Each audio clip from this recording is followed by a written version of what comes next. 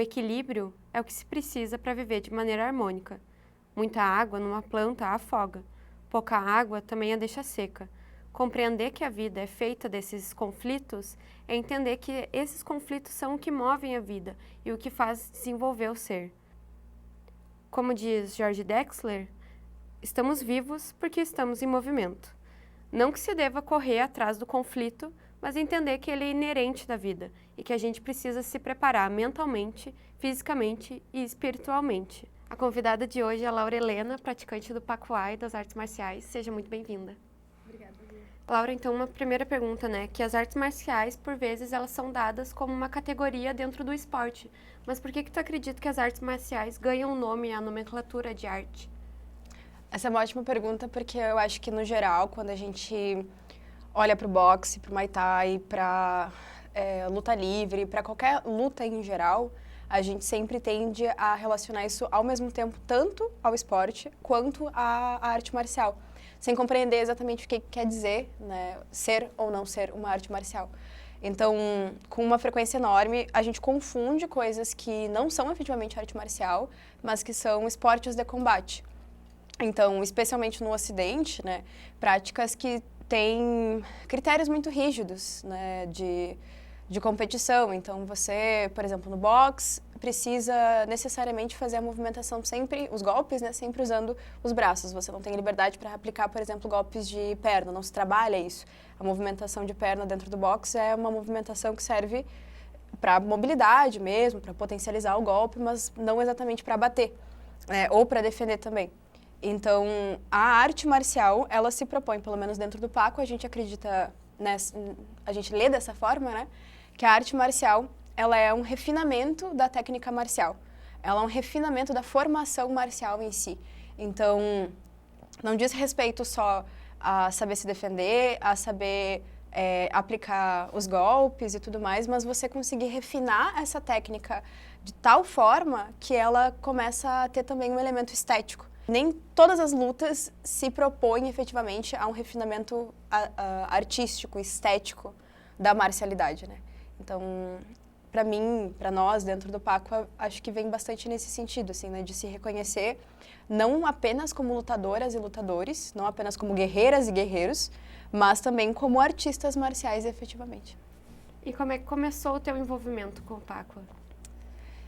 Então, eu tinha 16 anos, eu comecei a praticar em fevereiro de 2016, vai fazer 7 anos daqui a alguns meses. E eu era ainda sou, né, uma jovem mulher de 1,54 m, pequenininha, baixinha. Sempre fui muito estigmatizada como uma pessoa frágil, de todas as formas possíveis, não só fisicamente e tal. E isso sempre me incomodou demais, assim. Então, depois de ter sofrido violência, inclusive, eu procurei a arte marcial como um recurso para criar novos mecanismos para me sentir segura comigo mesma, para me sentir segura, inclusive, com o meu corpo, segura com a minha cabeça, entender que eu posso, sim, enfrentar alguns limites, enfrentar algumas situações de risco, estando armada para isso, né? Figurativamente, óbvio. Então, eu procurei o Pacua justamente porque foi uma arte marcial que abriu a possibilidade de treinar não só a força física. Então, eu tinha muito preconceito com outras artes marciais, tipo, sei lá, o Muay Thai, por exemplo, era uma arte marcial que naquele momento eu jamais consideraria ir, assim. Hoje eu gostaria muito de aprender, além do Paco, outras artes marciais, inclusive o Muay Thai. Mas eu tinha muito esse receio de, bom, já que eu sou mesmo essa pessoa minúscula que não é capaz de nada, né, porque já tinha isso um pouco internalizado, então eu não posso ir para uma arte marcial que vai me exigir muita força, que vai me colocar no limite de teste o tempo inteiro, porque isso provavelmente vai acabar me frustrando quando eu não conseguir ultrapassar esses limites, né? Então eu fui para o Pacua porque o Pacua, ele já se apresentava naquele momento como um espaço onde eu poderia me desenvolver no meu próprio ritmo, sabe? Tendo paciência com os meus limites, tanto psíquicos quanto corporais e tal. Então, aos poucos, com o meu mestre em especial, que é o Matheus Quadros, a gente começou a superar esses limites, assim, e eu consegui efetivamente superar essa visão que tinha sido injetada em mim e que eu absorvi por muito tempo, de que eu não era capaz de me defender sozinha, de projetar a minha voz, inclusive, porque não é essa sensação de segurança e de ser lida como uma pessoa frágil não diz só respeito ao uso do meu corpo, né? Mas a minha linguagem corporal mesmo, a conseguir me expandir, falar com as pessoas de uma forma firme, né? De poder ser uma mulher forte em todos os outros aspectos. Uhum. E hoje em dia, o que tu diria que é o mais forte e o mais fraco em nós? Putz, eu acho que isso depende muito das pessoas, né? De cada um de nós e tal. Eu acho que, pessoalmente, as minhas fortalezas, as minhas fraquezas, que a gente se auto-boicota muito, né? Então, a gente tende a se sentir muito incapaz, se sentir muito limitado em ir até o limite nas coisas que a gente quer, nas coisas que a gente defende e tudo mais. E isso diz respeito em primeiro lugar porque efetivamente a gente não tem condições materiais de avançar rumo ao que a gente deseja, a ter o emprego que a gente quer ter, a viver da forma como a gente quer viver, a não estar exausto o tempo inteiro, a ter saúde mental, saúde física. Não dá para ter tudo isso trabalhando 40 ou mais de 40 horas por semana, como a maior parte das pessoas trabalha. Então, eu acho que as nossas fraquezas, e a minha fraqueza também, elas são mais decorrentes de processos de enfraquecimento que o mundo ao meu redor me impõe e nos impõe, do que efetivamente limites meus, assim. Então, eu poderia ser mais segura, por exemplo, eu poderia ser mais forte, fisicamente inclusive. Eu poderia ser mais produtiva, não para o capitalismo, mas para as coisas que eu efetivamente quero ser produtiva e tal. E todas essas limitações são limitações que a demanda por produtividade acadêmica me impõe, que relações ruins da sociabilidade pautada em egoísmo e individualismo me impõe também. E, por outro lado, eu acho que a minha principal fortaleza é justamente o contrário disso, assim, né? Que é essa capacidade de me envolver com as pessoas, de conseguir alcançar objetivos coletivos no envolvimento solidário com meus companheiros de tatame, com os meus camaradas, meus amigos, com a minha família. Então, acho que a minha resposta vai bastante nesse sentido, assim. Eu acho que a minha força são os outros. E tem uma música, né, que é do grupo Originais do Samba, que ela diz o seguinte: nunca tenha medo do seu inimigo quando não é você que começa a brigar. Como que o Paco, ele vê essas situações como essa, de que tu não deve temer quando não é tu que começa a brigar? Olha, eu acho que numa situação de risco a gente tem que estar alerta, sim, o tempo inteiro. E se a gente está falando efetivamente sobre um conflito físico, a gente tem sim a temer, independente de quem tenha começado. Só que essa é uma coisa que a gente trabalha dentro do Pacua também, né? Então, a responsabilidade que tu tem quando tu próprio te transforma numa espécie de arma branca, né? Então, eu tô quase na faixa preta. Eu não posso utilizar do meu conhecimento marcial em qualquer situação de conflito, sabe? Então, tem também toda uma dinâmica de autocontrole que precisa ser desenvolvida desde muito cedo nos estudantes, nos aprendizes, para que a gente consiga fazer uso responsável da arte marcial. Ao mesmo tempo em que, no caso da defesa pessoal, por exemplo, que é o carro-chefe assim, das nossas aulas de arte marcial mesmo, enquanto disciplina, enquanto modalidade, né, porque nós temos várias modalidades dentro do Pacua, diz muito respeito não só a essa defesa física mesmo, né? Então, por exemplo, cada situação de risco tem uma forma específica de sair. Se alguém me segura pelo pulso, é muito diferente de alguém me segurar pelo cabelo. Eu preciso ter técnicas específicas para cada uma dessas situações. Mas, na maior parte, ou em quase todas as situações, a regra geral é tentar evitar o máximo possível o conflito. Porque quando tu tá em conflito, tu já tá, de certa forma, em desvantagem. Porque, na maior parte das vezes, a gente não conhece efetivamente o nosso agressor nos detalhes, no conhecimento mesmo que essa pessoa tem, sabe? Uhum. Quer dizer, na maior parte das vezes a gente conhece o agressor, mas a gente não sabe qual é o limite, por exemplo, do conhecimento que ele tem para se defender, sabe? Então, acho que defesa pessoal, ela trabalha sempre para evitar o máximo possível o confronto físico. Uhum. o Paco, né, também, além das acrobacias e da luta corporal, ela também trabalha com armas de corte, né? E a faca é um instrumento, né, uma ferramenta que ela pode ser usada para, por exemplo, cortar legumes para fazer uma sopa, como também como uma arma letal, né? Como que tu vê essa dualidade entre o uso de uma mesma ferramenta? Então, armas de corte foi a minha modalidade principal durante um bom tempo. Eu troquei agora, quando eu passei para a faixa vermelha, a minha modalidade principal agora é arte marcial. Mas eu tenho um carinho enorme por armas, justamente porque a gente trabalha uma diversidade muito grande de instrumentos. Então, tu começa aprendendo o uso da faca, com uma mão só, virada para frente e tal, mas tu pode usar tanto ela para baixo quanto duas facas invertidas, né, em posições diferentes. A gente trabalha com um sabre médio, que é uma espécie de katana, assim, né? Mas a katana é japonesa.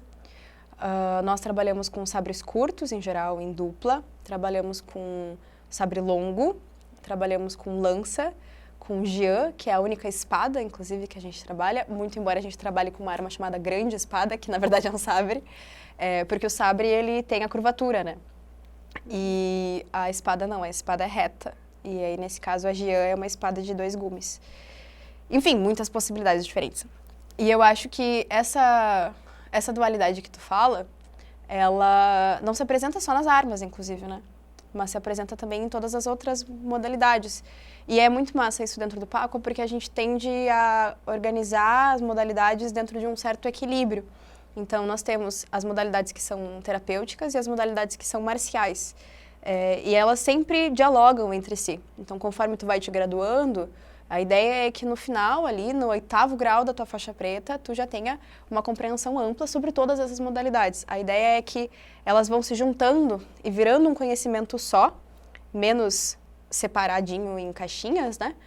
Ao longo do processo de formação. Então, por exemplo, na arte marcial, a gente vai trabalhar a base, vai trabalhar os avanços, os golpes de perna e de punho, vai trabalhar as defesas e tudo mais. E dentro do Tai Chi, por exemplo, a gente também trabalha um conteúdo muito similar. A gente vai trabalhar a mesma base, a gente também vai trabalhar os golpes de punho e tudo mais, mas a partir de uma outra perspectiva. Então, se na arte marcial a gente trabalha isso pensando na defesa, no Tai Chi a gente vai trabalhar isso pensando na respiração, no equilíbrio corporal.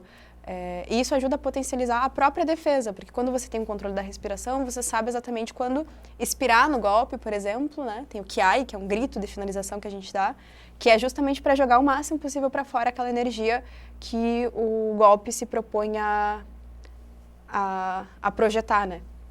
Então, nas armas, acho que isso também aparece. Dizem, né, que existe 2 respostas ao medo, que é fugir e lutar. Tanto que esse medo pode ou não ser reconhecido pela pessoa que está sentindo. Como que o Paco trabalha nesses estados amedrontados, assim, de ser? Essa é uma ótima pergunta. E eu acrescentaria que, além de fugir e partir para cima do sujeito sem fazer a menor ideia do que está fazendo, a gente também tende a paralisar. E, inclusive, eu acho que essa é uma reação mais comum em mulheres, né? Então, tipo, os homens, talvez eles tendam a explodir, projetar para fora a sua raiva e tal, numa defesa muitas vezes irresponsável até. Então, a gente trabalha isso dentro do Paco desde o primeiro momento, em especial na arte marcial, mas mais ainda nas armas de corte, porque a modalidade mais marcial que a gente tem não é marcial, é armas. Então, nas armas, como a gente, né, trabalha inicialmente com armas de madeira, mas lá pelas tantas a gente pega as armas de aço e tal, que efetivamente tem fio. Então, você tem que ser muito rigoroso. Você dá um sinal para a pessoa se movimentar no tatame, para ela parar no tatame, para tudo a gente tem sinal, porque tem que ter um controle muito mais rigoroso quando você está com uma arma na mão.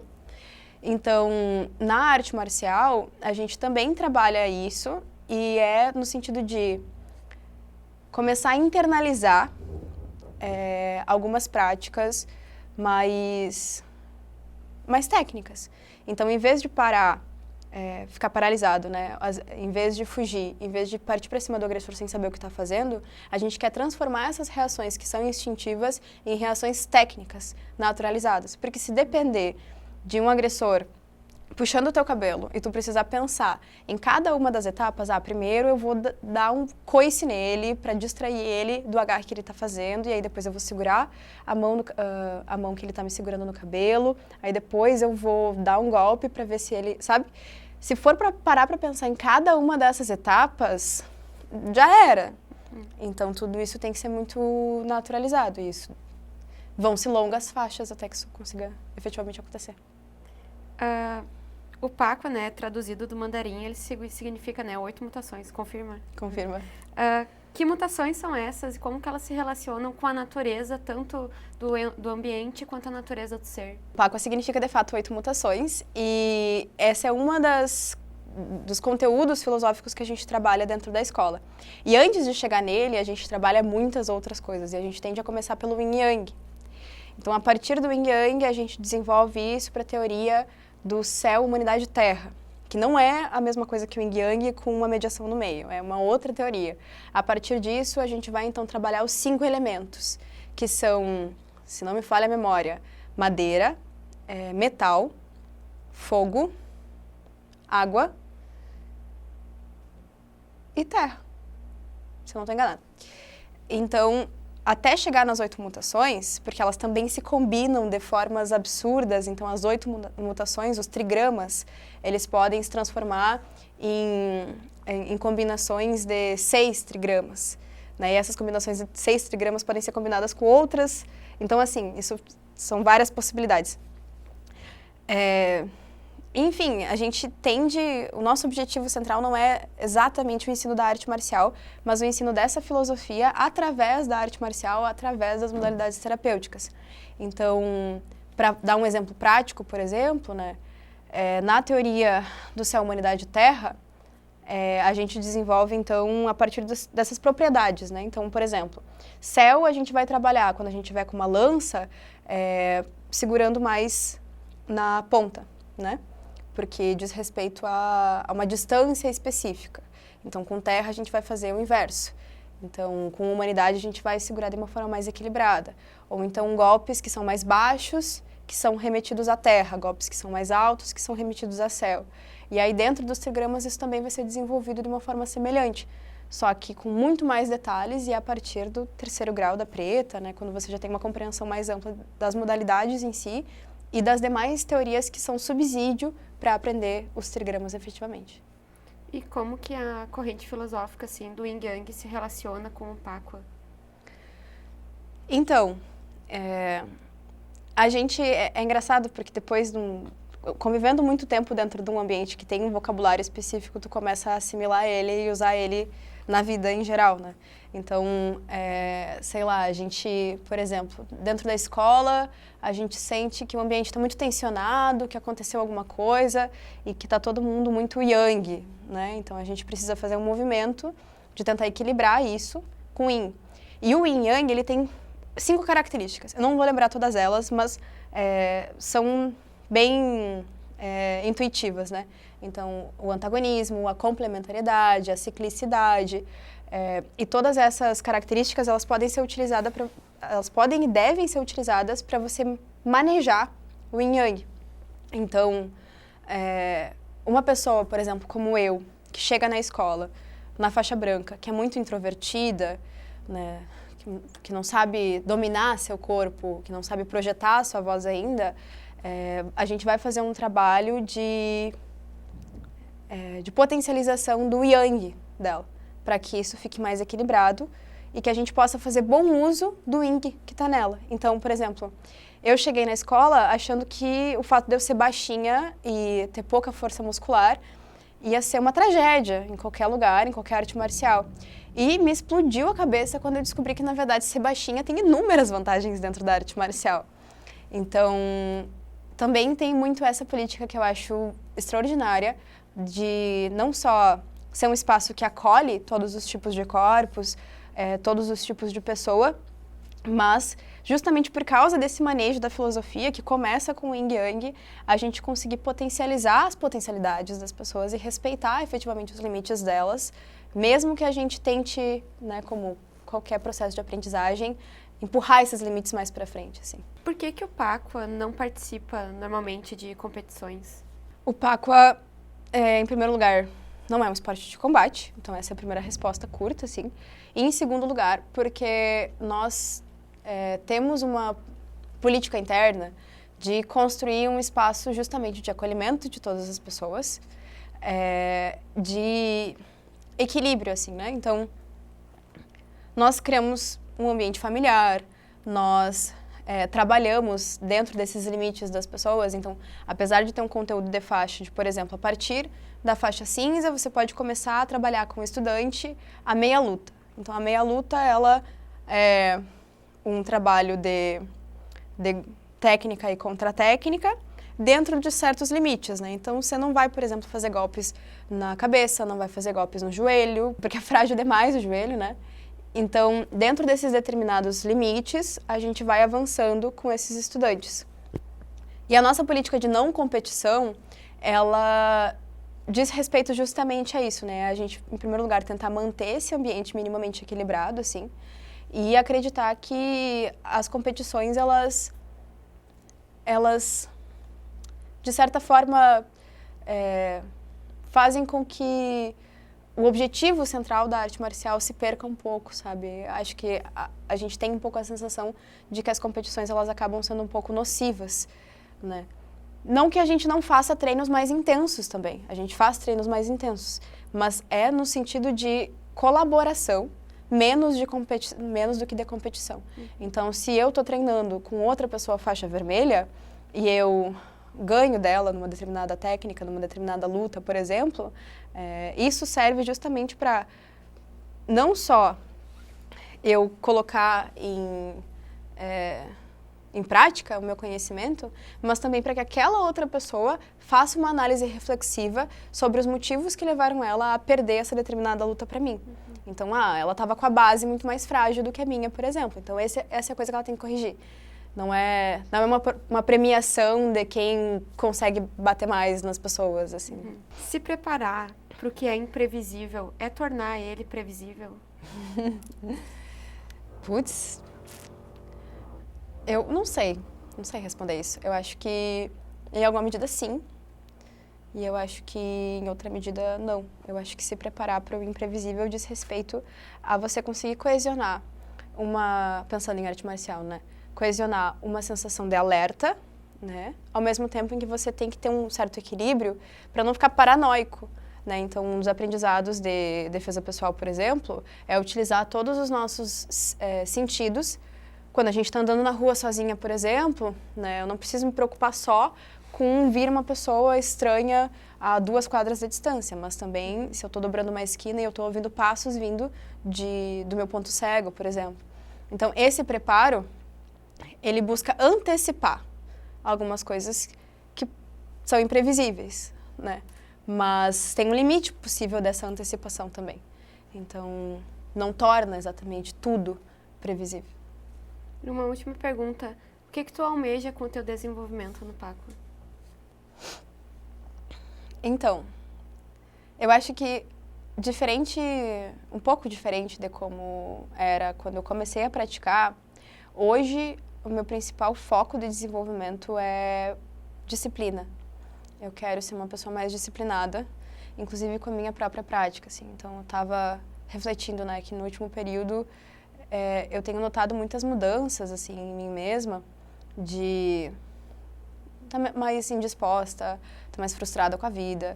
E eu acho que o exercício físico, para além da academia e de puxar ferro e tudo mais, e tudo bem, isso funciona para muita gente, mas para mim a arte marcial traz um sentido a mais, sabe? Não é só o meu corpo, mas em especial esse instrumento de segurança que eu estou cultivando, as relações com o meu mestre, com os meus irmãos de faixa, com os meus irmãos de tatame que eu estou cultivando.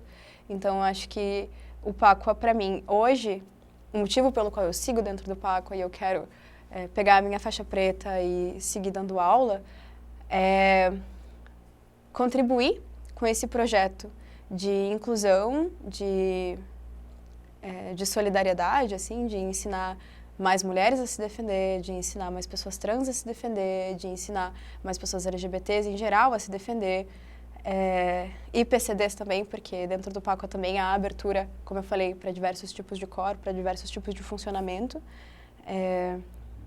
Contribuir com esse projeto, assim, e contribuir também com essa família que eu própria cultivei em Tatame. Claro, queria agradecer por ter vindo Provocar-te, por ter partilhado com a gente. Muito obrigada, Vi. Valeu. E hoje ficamos por aqui, compreendendo que esses conflitos são o que movem o ser em busca da harmonia. Dizem, né, que a gente tem que ser como a taquara ou como o bambu, firmes, mas não necessariamente rígidos, e flexíveis, mas não necessariamente moles ou com pouco vigor. Ficamos aqui no Provocar-te. Até mais.